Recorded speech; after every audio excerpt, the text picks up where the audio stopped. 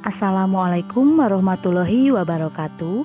Bertemu lagi dengan pelajaran bahasa Indonesia pada bab 2 mengenai teks cerita sejarah.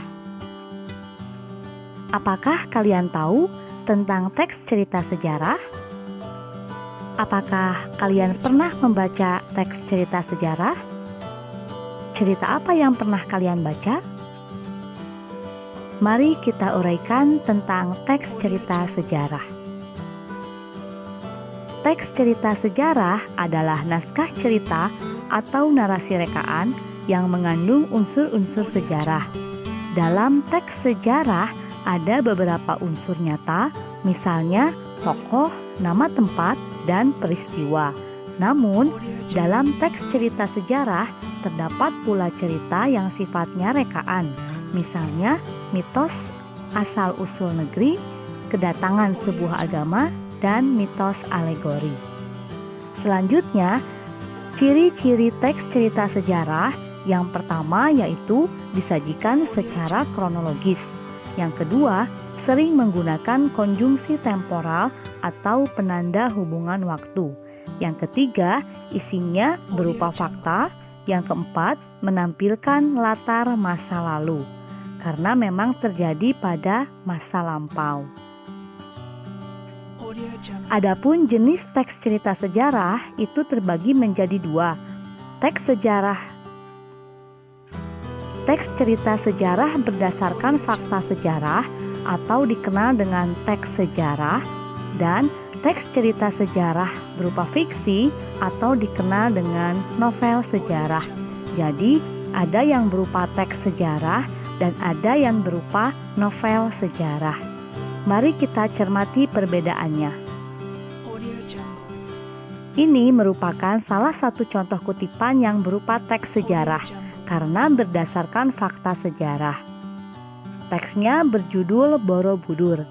Di dalamnya, ini membahas sejarah tentang Candi Borobudur. Terdapat beberapa fakta yang memang pernah terjadi sehingga teks sejarah dituntut untuk menunjuk kepada hal-hal yang memang pernah ada atau berisi fakta-fakta sejarah. Teks sejarah terikat pada keharusan, yaitu bagaimana sesuatu sebenarnya terjadi di masa lampau. Artinya, tidak dapat ditambah-tambah atau direkayasa. Hal itu tentu saja sangat terikat pada fakta mengenai apa, siapa, kapan, dan di mana.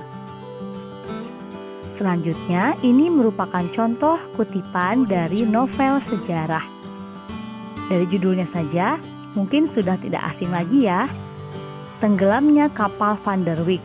Sejarahnya memang ada, namun dijabarkan dalam sebuah fiksi di mana diuraikan dengan sudut pandang yang berbeda. Sehingga teks cerita atau novel sejarah tergolong ke dalam novel ulang imajinatif. Artinya, novel tersebut didasarkan atas fakta-fakta sejarah yang kemudian dikisahkan kembali dengan sudut pandang yang lain yang tidak muncul dalam fakta sejarah. Jadi hal ini hanya berupa fiksi, di mana bisa ditulis secara imajinatif si penulis. Bisa dipahami?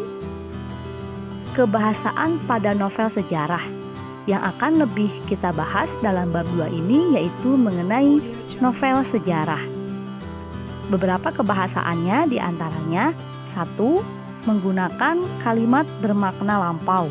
Contohnya, pendekar, sultan, kemenakan. Itu merupakan kata-kata yang bermakna lampau karena menggambarkan kejadian di masa lalu.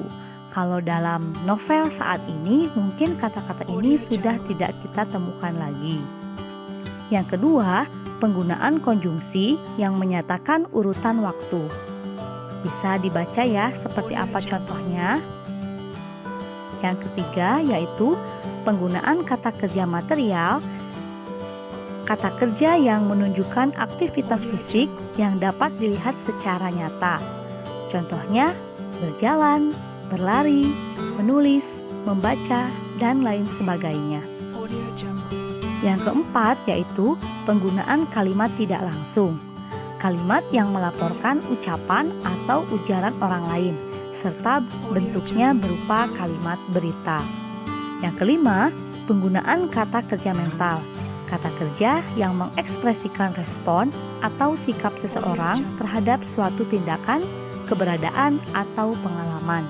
Contohnya, memahami, mencintai, menikmati, memikirkan, dan lain-lain.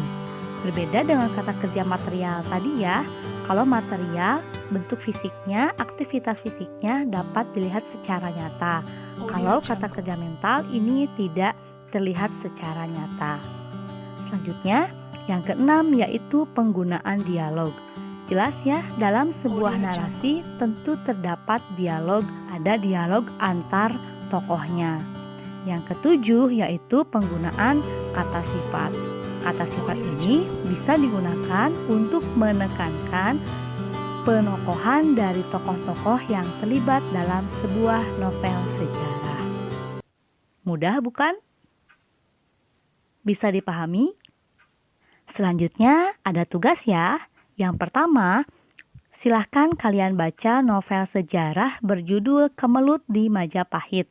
Yang kedua, analisislah unsur kebahasaan novel sejarah tersebut. Tentunya berdasarkan kepada uraian yang telah dijelaskan sebelumnya. Terima kasih atas perhatiannya. Assalamualaikum warahmatullahi wabarakatuh.